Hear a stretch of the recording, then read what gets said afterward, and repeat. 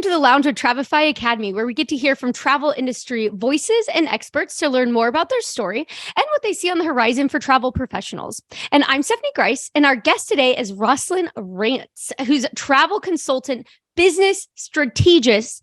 Yes, you'll have to explain. You do so many things, but you're also a travel manager yourself. So welcome to the lounge, and thanks for joining us today. Thanks, Steph. Hey, hi, everybody. I've already shortened your name for the whole Australian thing, from Stephanie to Steph. You and I are mates now, and you're now Steph. I love it. That is so perfect. I love the Australian nickname. It's so official. It's great. And we're so excited too to have you. I know those listening, I am in the middle of the US. And so you are a whole day ahead. You got your coffee in hand. So yes, we absolutely. It's the coffee in the morning here. I'm predicting everybody's future because yes, we are a day ahead. Yes. I have that whole woo thing going about me here. It's definitely your day on the future is going to be amazing. I can already see it. So yeah, I'm really glad that we're able to finally catch up, Stephanie. Like, this has been a long time that we've been going backwards and forth, going, hey, let's do something together. Let's catch up. We have a lot of connections that are very similar. So I love that finally we are here, and this is just the start of our journey. So I'm super, super excited. I know, same. This is really cool. And I know there's so many cool conversations that will be coming from you joining us on Travelify. But I know, like, today I'm really excited for this conversation because it's perfect time, the beginning of the year. People are like, I have so much to do. And the travel bounce back right now is just so insane. People are just getting busier and busier. So this is very, very timely chat today. So I'm excited. But before we dive into all that, can you share more about your background and just really how you enter the travel industry? Yeah, so I would love to. Thank you. So my background has always been hospitality and tourism based. So the travel industry was definitely something that I loved. And growing up, so like right back in the days, my very first job, I worked at McDonald's. And here in Australia, it's a very good thing to do because of their systems, organization, their customer service, their training. And I am a high achiever. So I was, party hostess of the year. I was the crew trainer of the year. I worked in management for a little bit as well, and taking care of stores and things. I loved the business side of things. From there, I moved into the hotel industry and worked in 5-star hotels in Australia. And I got my break actually working for the International College of Tourism and Hotel Management, which is now called ICMS. It's a hotel school for international students. And I started in marketing. So I still had the hotel side of me. I still had customer service, hospitality, and tourism, but I was able to then incorporate travel. So my job back then in my early 20s was to travel the world and promote Australia as a destination, not only for education, but for tourism as well. And I loved it. I absolutely loved it. And I spent 10 years in the industry, really just honing my skills. I worked my way up in the business side of things as well, in sales and marketing. And I spent quite a bit of time working for universities and also Kaplan Education, which I know you guys know quite well in the States.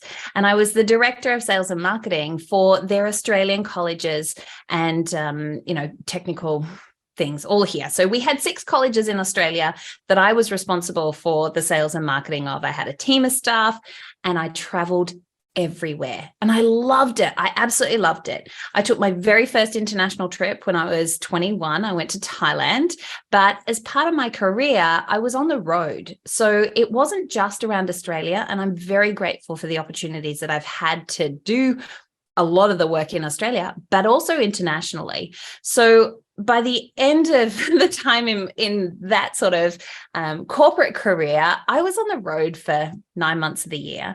Now, that lifestyle, I loved it. I was single. I was able to do whatever I wanted. I lived, pretty much lived in beautiful hotels and got to meet some amazing people.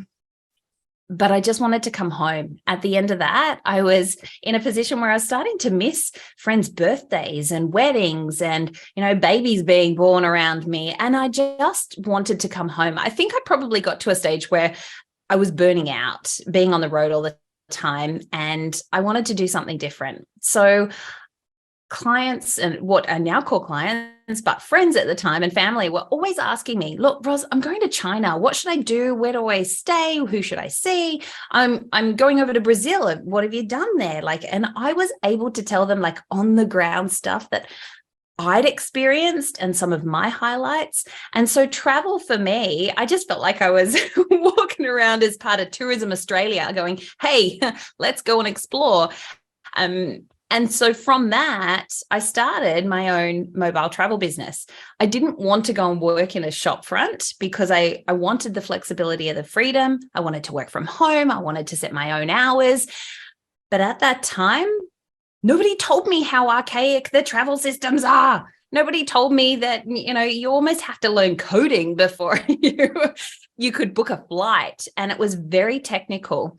But I backed myself and said, look, you've got all of this professional education and knowledge and expertise, Ros. You've also traveled. Just do it. And so I learned the systems. I learned how the travel industry worked. I met the suppliers. I got to know destinations in a different way and from a sales perspective.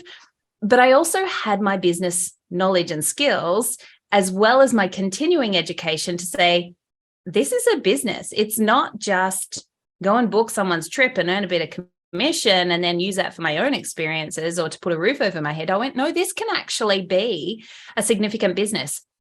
And so for the last 15 years, I've had my own mobile work from home travel business. I've worked with suppliers and wholesalers and shop fronts and all sorts of different people in that time through my experience. And I've built the $1 million business. I've gone above and beyond. I specialize now in large international groups.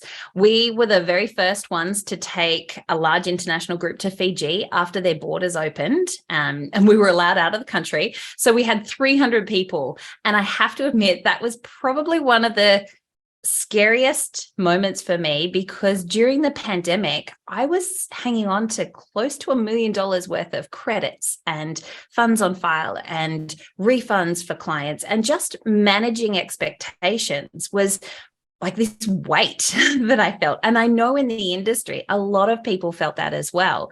So as soon as we were all there in Fiji, and we only had a few people that got COVID, so they weren't able to go, but that was this release. And I literally have the ugly cry videos, the ugly cry photos of me. But it was a happy moment.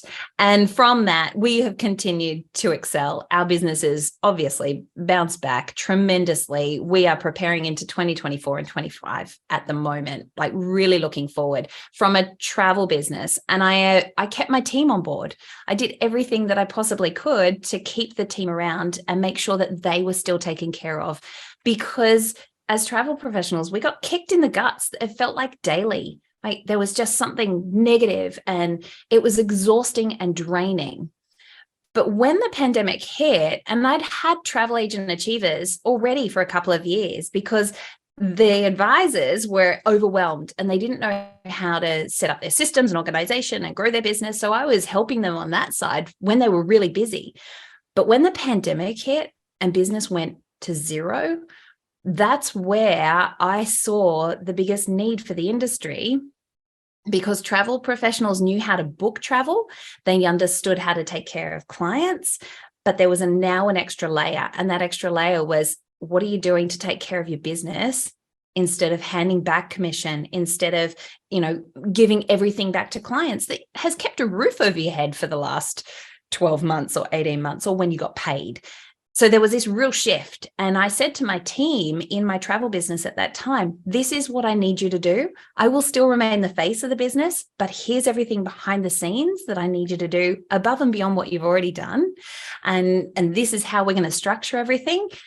But I stepped out for the travel industry, and I wrote scripts. I did videos daily and said, this is what we're saying to our clients right now. If you want to know exactly what we've said, I've already downloaded it. Here it is. You can have it. If you want to do all of these other things, just give. And the podcast was really helpful for so many people because it was extremely timely.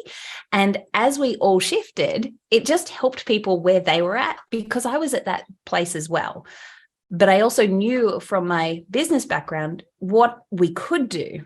And that's where the skills have been really transferable and have helped me.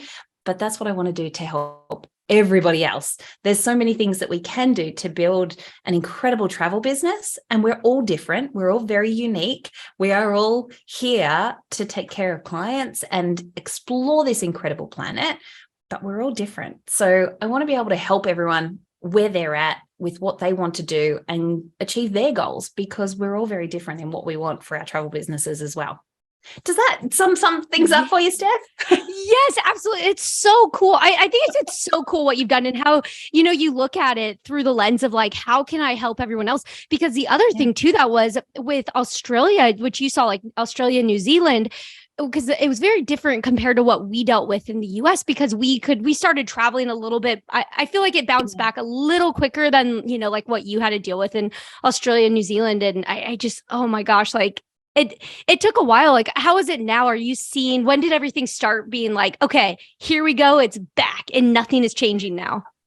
Yeah, so December 2021 was really when our borders opened. So, I mean, we're an island. But one good thing about that was that what we saw here in the travel industry, yes, there was a lot of times that we were locked down and we couldn't physically leave, a few kilometers from our house or, go into state or anything like that. And that was devastating because there were a lot of things that happened from a personal level for a lot of people that they weren't able to be there for. And that was tough. I understand that. And that was on a global scale. We weren't immune to anything like that. But what happened here in Australia was that our domestic borders started to open up. And what we saw in the travel industry was this huge shift from clients who had always said, oh, when I'm older, I'll explore Australia. Oh, when I'm older, I will go and do this bucket list trip in Australia, because it's quite expensive to actually travel around here because it's so big. And the experiences are very special. So there was this huge shift where a lot of people, because they couldn't go internationally, spent their money here in Australia. And that was really good for the tourism industry here, and very similar in New Zealand. But New Zealand was even stricter. Mm-hmm. They suffered a lot more than we did. And I think many other countries around the world, they were very strict with even a lot of stuff from home. They couldn't go out of their home. So there was a big shift there. And the travel industry, I think, really embraced that and took care of their clients in that manner. But as soon as the borders opened, which was December 2021, and around then, it was free for all. But there were other issues from a business perspective where, trying to get flights still is an issue. We don't have all the carriers back on that are coming to Australia. We're expecting that over the next few months, but there's still issues that we are managing and dealing with. And I think that we're still seeing credits, trying to use them, or people are losing them, or we want to create those experiences for clients and just get back out there. Like, I'm very lucky. I've been to the US 4 times already since the borders opened. I'm heading over again in a couple of weeks. But I've been very fortunate to be able to travel quite a bit already in the last 18 months. Yeah. Oh, that's so awesome. We can't wait to have you back here. It'll be really good.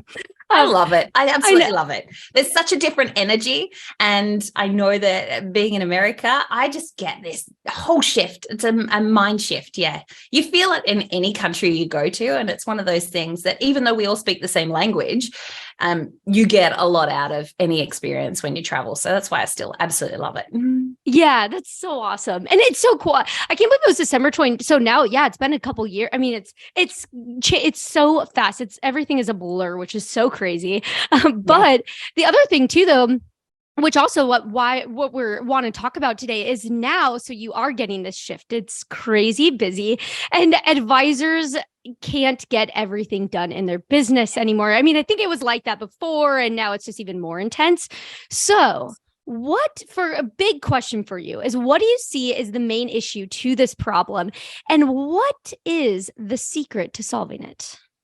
I actually think that there are three issues and things that are happening at the moment. The first one is that as business owners, because that's what we all are, and I don't care if you've got a host agency that pays you commission or somebody else handles the back office, you are a business owner. If you are promoting travel and you're earning commission or you're charging professional fees, whatever that is, and you are doing your books, you're doing your accounts, you're a business owner. You're paying taxes, you're a business owner. So I want everybody to be treating their travel business like a business. This is serious stuff. We're not going to go backwards anymore. So I think one of the issues is definitely around money and understanding business for a lot of advisors and even people that are new coming into the industry.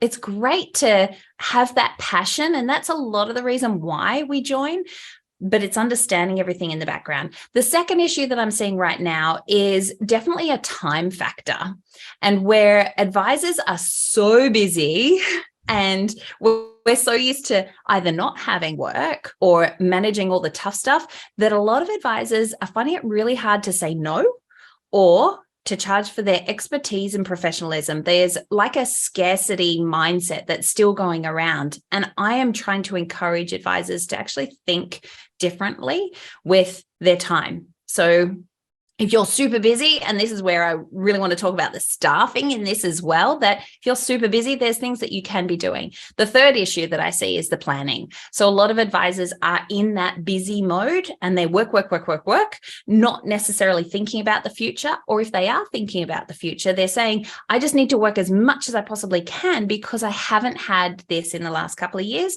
So I need that for the future. So there's definitely a planning element. There's the staffing and time element, and then also a business element. The second part of your question when it comes to time then is a staffing issue. And I don't think anybody's immune to this. We are all struggling for employees. There was what did they call it? The great resignation. No, right. Yeah, resignation? Great Resignation. Yeah, resignation. Yeah, I was like, that's it. There it is. It's a hard word. It is. The Great Resignation. Yeah. So we were all talking about that like last year. Oh my God, the Great Resignation. There are fabulous people out there. And I know in the travel and tourism industry, there are a lot of people that actually left the industry, had to go and get a second job, but they're now wanting to come back. But from a staffing and a time element, what I am seeing is that advisors are trying to do everything, and they really only need to focus on a few certain things. And where they might be struggling, I would love to see them actually get the support and the help in different formats, outsourcing, do the different things that you possibly can to get support in your business so that you can focus on the higher money or income generating tasks. And that is usually getting out there and talking to your clients and doing the sales work.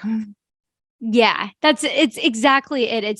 There's so many things. And I mean, every time we usually have a podcast or a webinar, we always show all these different ideas like marketing, but we always make sure to say, it's okay if you don't do all of this. You don't have to do it all or outsource it. Exactly like you're saying, especially for social media, virtual assistants, that has been really popular over the past years, but I've noticed it even more.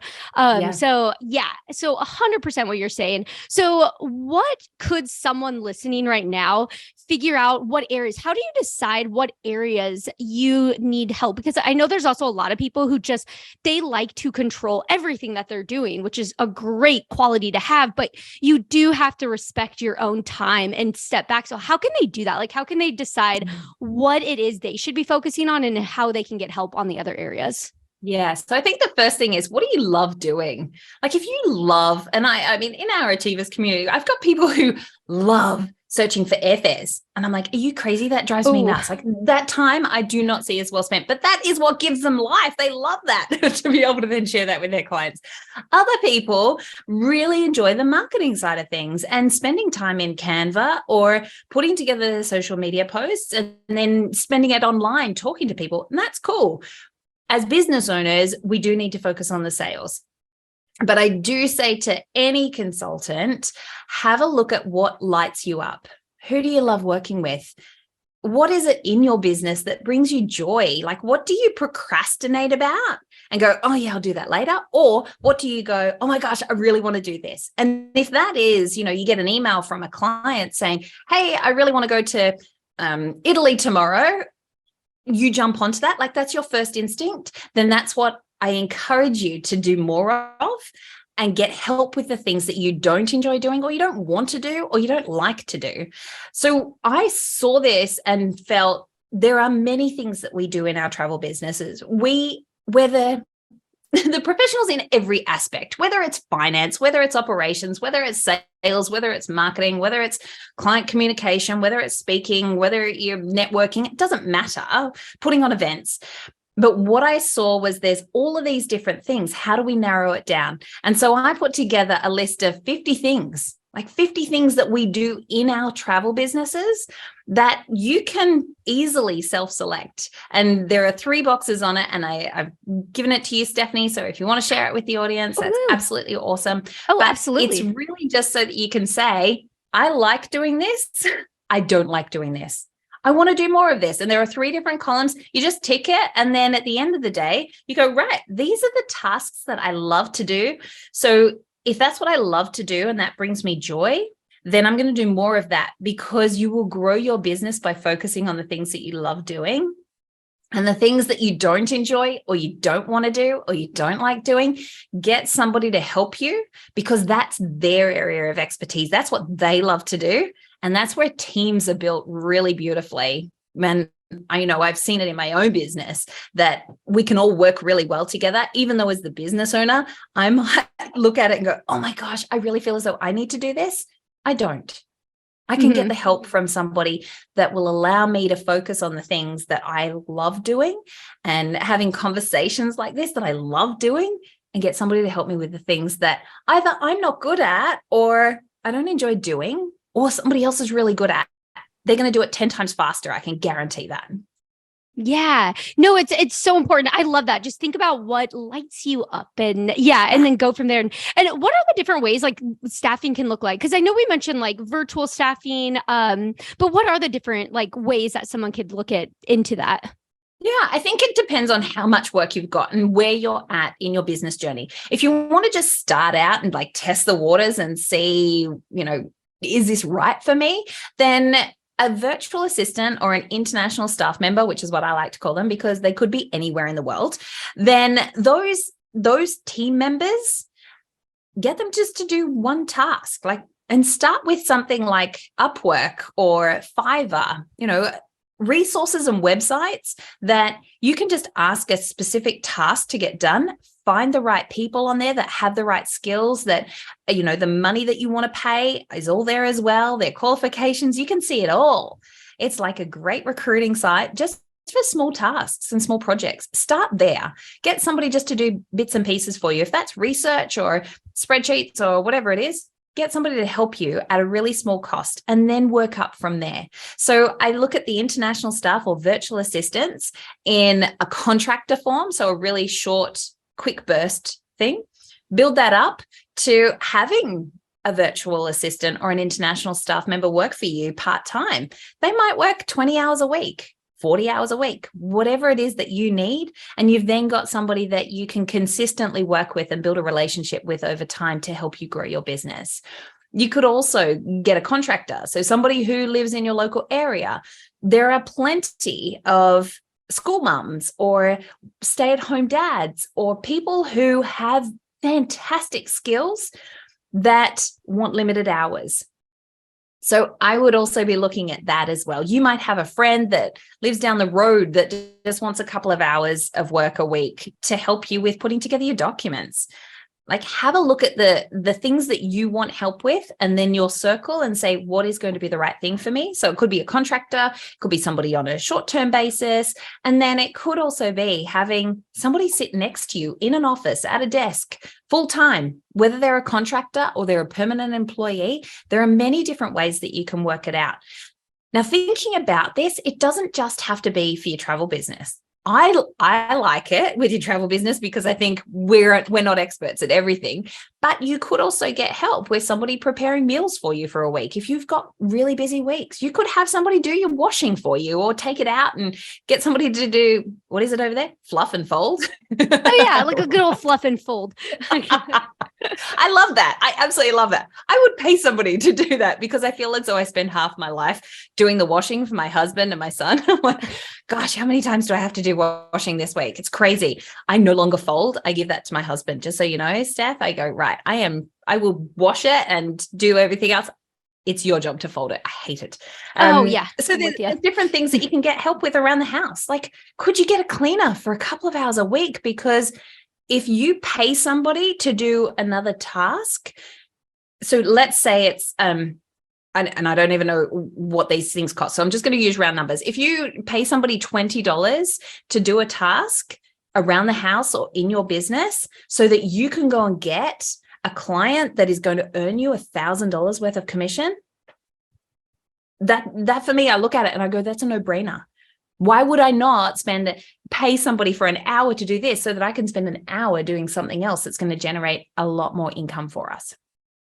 That's so true. There's so many things. I literally am mind blown because I did not think about like all these different options. Like how, well, I love how you said like Upwork and Fiverr. So I'll put those in the show notes so people can check those out. Because isn't Fiverr, like it could be like $5, like just to help you do Fiverr something. Is $5. Yeah. Do you need somebody to put together a gift for you? Do you need somebody to have, your website updated? Do you need somebody to compile a month's worth of social media posts? Like there's so many things.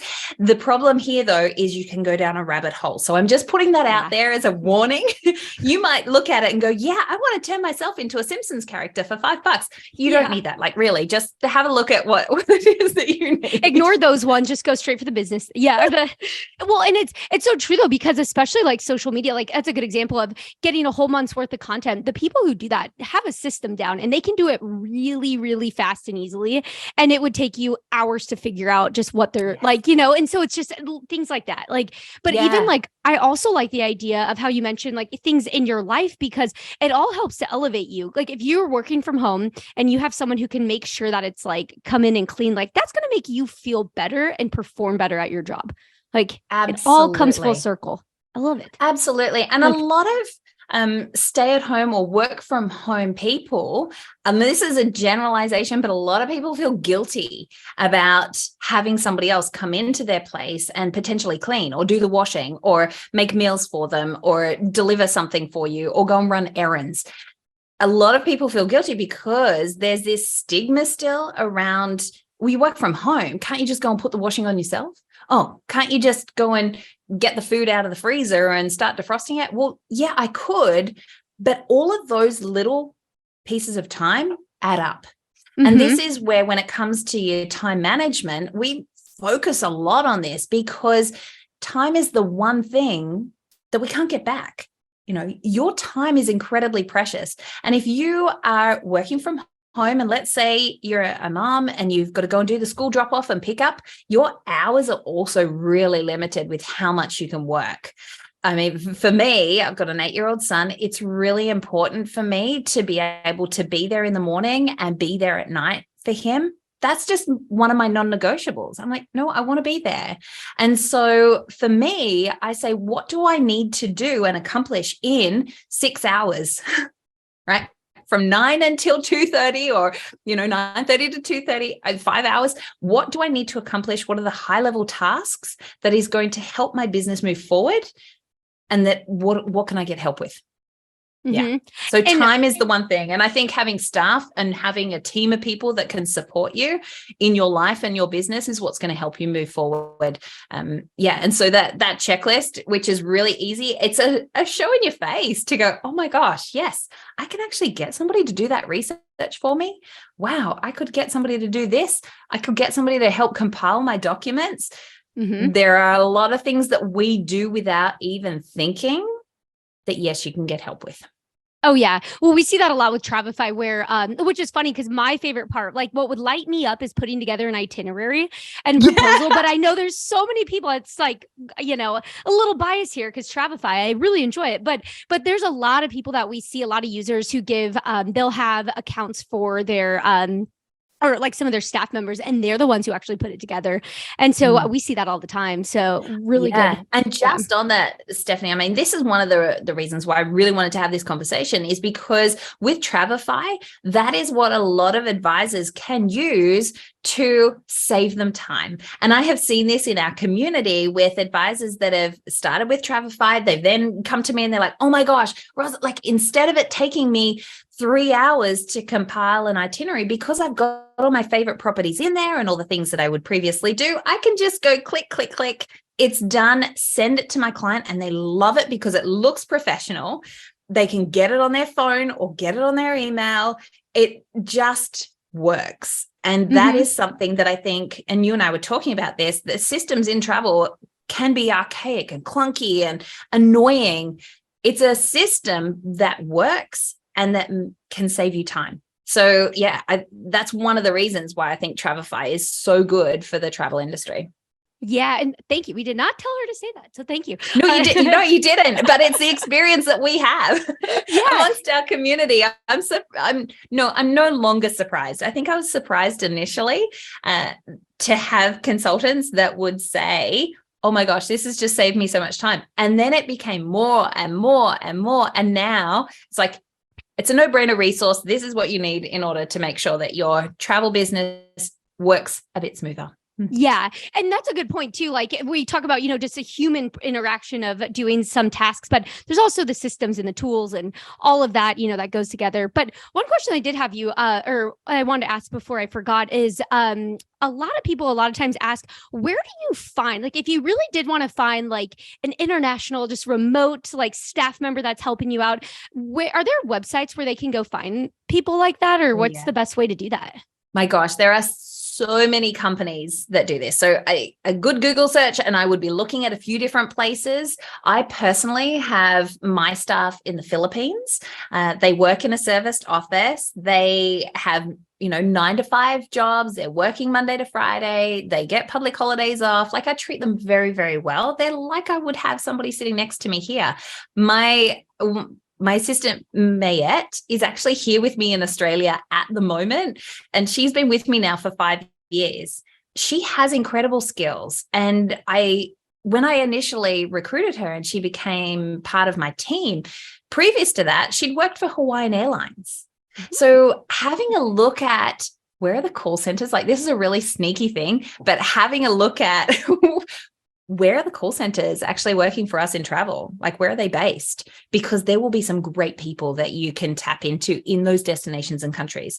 I've also got within our community other people who have found great stuff in Sri Lanka, for instance. But I think it depends on time zones, how you want to work, what you need in your business. And also, there are plenty in the States as well that you can have people that are specialists in specific areas. And we're currently talking to a couple of companies about specific jobs. So having somebody that's a Pinterest specialist and can do that for 5 hours a week.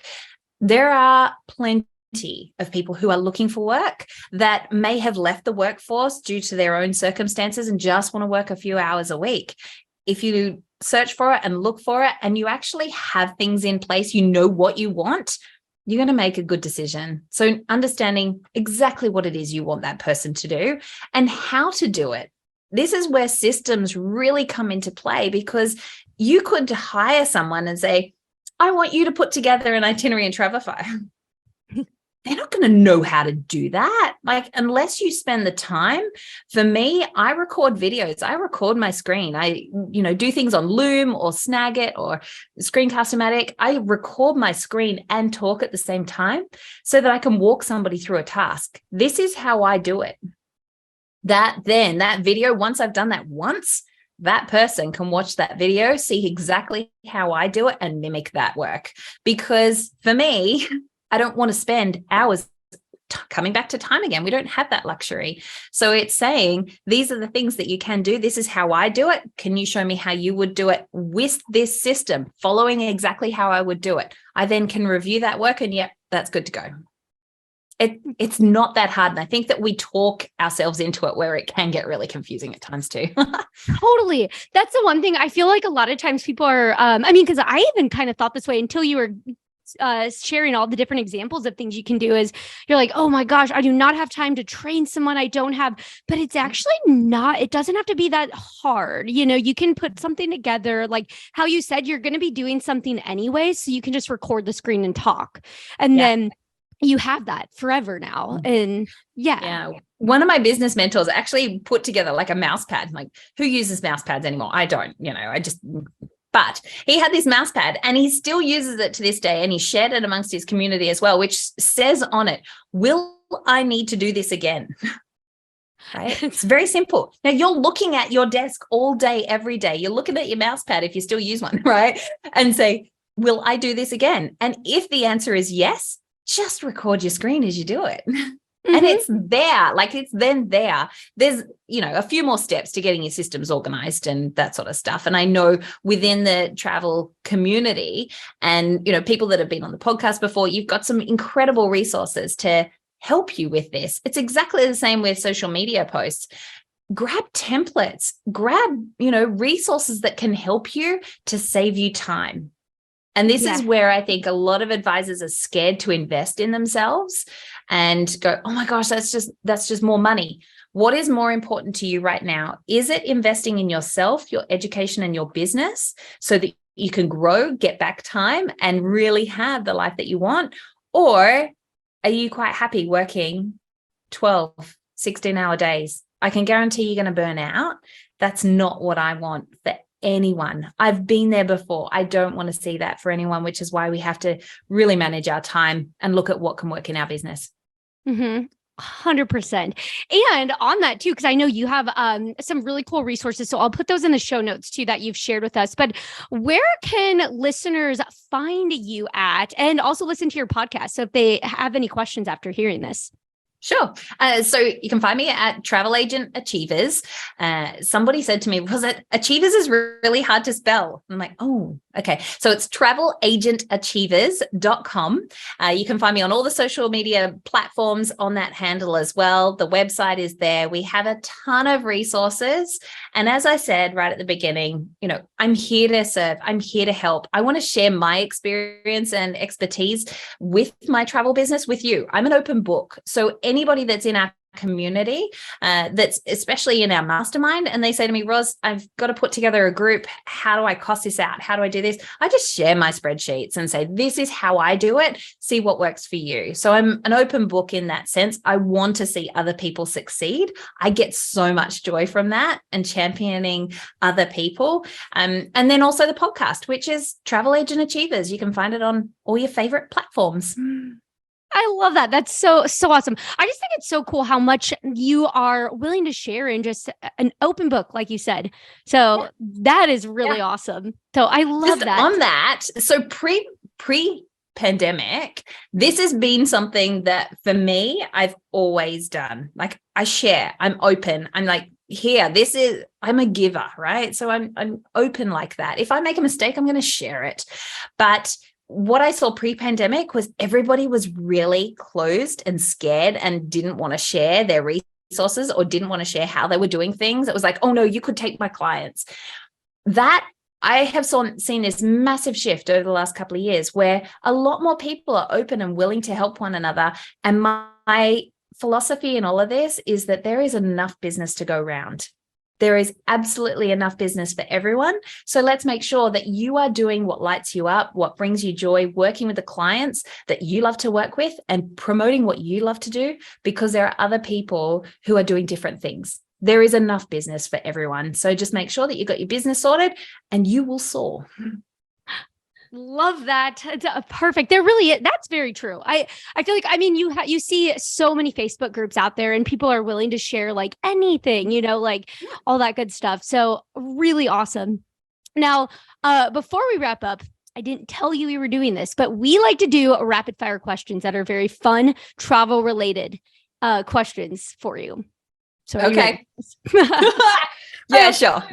I know. I was like, oh, wait, here we go. Okay. Okay. So they're all travel related. So they're all fun. Okay. But the first one, this will give you a good example of what to expect here is, what would you say is your favorite travel movie? Travel movie. Oh, a lot of movies go everywhere. Is this like a timed thing? Can I come back and pass No, you can come back. Oh, yeah. Oh, yeah. for sure. Travel we make movie. our own rules here. I know. Oh my gosh. Yeah. I can, yeah, I know it kind of like almost every movie could technically probably be a travel movie. Well, that's what I was thinking. But then I was thinking, what have I just watched? And that was like Wakanda Forever. I would love to go to Wakanda. Yeah, I know that technically. Avatar. Like I've got an 8-year-old son. Like really, my movies, I think over the last 8 years have totally changed. Oh yeah. The Avatar, that totally will work. If you think of another one, we can come back to that. But cool. I'll come back. I think that's a good one. That is, if we can really go there, that'd be great. So another question here is, what is your favorite destination you've traveled to? Wow. Okay. So I always say coming home, is always my favorite. So Australia, I love. And one of the reasons for this is because I used to travel so much. Whenever I got on a Qantas plane, wherever I was in the world, I could hear the accent and the familiarity. And I was like, oh my gosh, I'm going home. So home is very important to me. I live on the beach. I look at where I live and I am so grateful every single day. But the second place that always comes to mind is Italy and Rome. And the reason for this is because whenever I'm there, I feel like I've been there before. Like I've literally been there in a past time. I loved ancient history. Geography and history were my two favorite subjects in school all the way through to when I finished. But the moment I arrived in Italy, it just felt different to me. So I could walk the streets of Rome without even having a map. And I'd be like, oh yeah, we're just going to this place and we're going to that place without even looking at anything. So that was really creepy, but I just love it. And pizza's my favorite food, like in the whole wide world. So if I could just eat pizza every day, I'm in heaven. I don't think my body would like it, but I'm in heaven. Yeah. Oh, it's so good. Yeah. No, I got like the chills. That's so cool. It's totally like a past life. That's so cool. It's weird. Like, I don't think I'm wooing in that sort of way, but it feels different. And I just love that. I love that I can walk around and just show people, what feels different. Yeah. It's so cool. I love that. Okay, a little bit of a spin on that question is, what do you think is the most underrated destination to visit? The Philippines, without a doubt. It is a slightly more difficult destination to get to. It is in, Asia, where everybody knows Thailand, everybody knows Singapore, everybody knows Japan. But I think the Philippines is a very well-hidden gem. And there are many places there that you can go and live cheaply, but you can also stay in ultra luxury properties and resorts. It's a little bit more difficult to get to, but wow, it blows my mind every time I go there. And I feel like it's a second home now. That's awesome. That's really cool. Yeah. Love that. And okay, so another question here is, what is the best meal that you've ever had while traveling? Oh, so many meals. My husband is a big barbecue, fan, and one of our friends owns a company called Meatstock, and so we run these big barbecue festivals. And so for me, whenever I go to the States, it's going to sound really sad, I love Morton's and Ruth's Chris, just love them. Yeah, the lobster bisque is my favorite wherever I go. Clam chowder I've now fallen in love with. I love clam chowder so much. Yes. So good. I just love it. The best meals, though, I think the most memorable meals would have to be, 20 years ago when I ate the Eiffel Tower in Las Vegas, funnily enough. Oh, yeah. Paris and Las Vegas. Yeah. Like, surprisingly, that was one of my most favorite meals. But I think it's also what happens around that. And it's not just the food. I've eaten in beautiful places all over the world, but most memorable, I would have to say, is eating up there, yeah. The souffle. Cool. I think the souffle just blew my mind. I then tried to recreate it for many, many years. Yeah. And it's like, oh yeah, that's the thing. Like Vegas, they have such good stuff because they bring in like the best chefs like around the world, Yeah. bringing them in. Cause yeah, Yeah. could totally see And that. as I said, I've eaten in some beautiful places and had very expensive meals, but for me, it's about the location and the destination and not just the food. I love the whole ambience and the experience because as a travel professional, we curate experiences for our clients, right? And we encourage them to explore this incredible planet that we live on. So if I have a memorable experience somewhere, I'm going to remember that forever. It's not just going to be about one particular thing. It's a culmination for me. Mm-hmm. Oh yeah, 100%. I love that. Okay, so there's two more questions here. So the second to last one is, what is the last great book or article that you read? Doesn't have to be travel related either, if it's not. So for me, I am a constant learner when it comes to life. I've just started learning about human design, which again, is coming into the woo stuff, but how I actually operate. So when it comes to books, anything that's business related is, usually the top of my list. And whether it's something that I feel as though I need to work on or be inspired by, I absolutely love.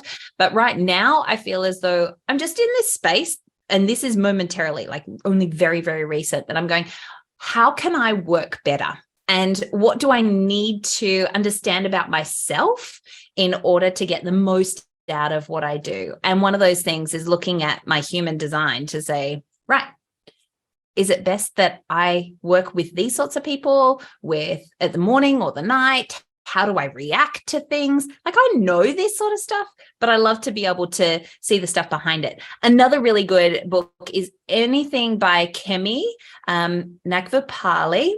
So she trained under Brené Brown in the States. She's an Australian lady. She has this book called Power, and the art, I think it's the art of saying yes, or the art of saying no, something like that. The gift of saying yes. Anyhow, I've got it next to my bed. I wasn't expecting this question. One of the things that I think all humans that are in travel sometimes have difficulty with is saying no. And Kemi's books around women and stepping into their own power and understanding ourselves is really, really good. So you can get it on Audible. You can buy it on Amazon. So Power is the first one. I will get it. I think it's the gift of saying no. I think it is. Yeah. Kemi, that's awesome. I will send that to you so that you've got that for the show notes. Yeah, definitely. Really great. Yeah. Well, no, that's so true that I've seen that just recently. A lot of people are starting to say like they're putting in service fees now, or they're actually saying no to people. So it is so true that, a lot of travel advisors don't say no. And there's a shift happening here because I think everyone's so busy and they're valuing their time. So yes, you're on to something. This is something. Oh, I've been talking about this for the last few years. I'm like, right, you need to value yourself, your expertise, your knowledge. Like, you are very unique. We often don't say that about ourselves, but as travel professionals, yeah, you are. Like, when I came over in January, I brought my family to Disney World, and I was reaching out to Disney specialists in the US because they know all of the best places and how to actually run your itinerary and how to put things together. Here in Australia, we don't have any Disney, but we don't have any Disney specialists as such, or in that element that you guys love it. So I was going, you're the expert here, man. I want to know what you're up to because you are onto something. So valuing your expertise and knowledge, absolutely. I've got a 4-step process in charging what you're worth, how to actually do that, because a lot of us won't do that. We won't look at that for ourselves, but it's understanding and knowing your value, your expertise, so that you can then say, okay, I will now charge $50. I will now charge $100, right up to whatever that is for you, $1,000 a client for putting together their itinerary. There's different language around it as well. And that all comes back to sales. Sorry, Stephanie, we are so going off topic here. All right. No, it's last question. I love it. Okay. So last question is, what is the next trip that you have planned? I'm coming to Palm Springs in 2 weeks' time. Palm Springs. I've actually never been there, and it's like on my list because it looks fantastic. This will be my third time in 12 months. Third time. I know. It Oh my is gosh. beautiful. Yeah, there's so much there. I absolutely love it. I get to see, friends of mine from the US and catch up with people. I'm coming for a retreat. So that is really important to me, that we take time out of our business to actually reflect and look at ourselves and stop, because we don't breathe and look forward a lot of times. So yeah, I'm heading over to Palm Springs. I then return to Australia and going to the Philippines. Man, this year is going to be crazy with travel, but I cannot wait.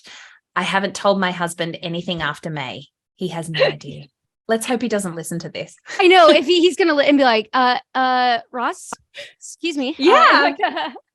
What I'm really know. looking forward to is a Travel Agent Achievers retreat that I am running, my very first international one, in November in Fiji. So you and I spoke about this briefly, but yeah, Fiji, November. It's for anybody that's in the travel and tourism industry to come together and just reflect, look on their business, and also do some work. It's a business expense. So Fiji, this is like a familial opportunity for you. This is where you can get in and do the work, but also focus on your business. So I can't wait for that. That'll be Fiji in November for Travel Agent Achievers. Yeah. Oh, that's awesome. If you have a link, I can put that up. And so that way we put that in our show notes if anyone's interested. Yeah, that's so cool. Well, I'm really excited. I'm excited for you to get to Palm, that just there and just love, from one beach to another little beach-ish area. It's going to be amazing. I know it's weird. It's a beach in a desert, kind of. Yeah. Love it. Love it for you. It's so awesome. But I just want to thank you so much again for joining us here today. And thank you so much to everyone for tuning into this episode of the Lounge with Travefy Academy. And thank you to our special guest, Roslyn, for joining us today. And be sure to subscribe to our podcast or subscribe to our YouTube channel for all of the latest episodes. And we hope you enjoyed our conversation today and join us again. But for now, stay safe and we'll catch you on the next flight. Thanks.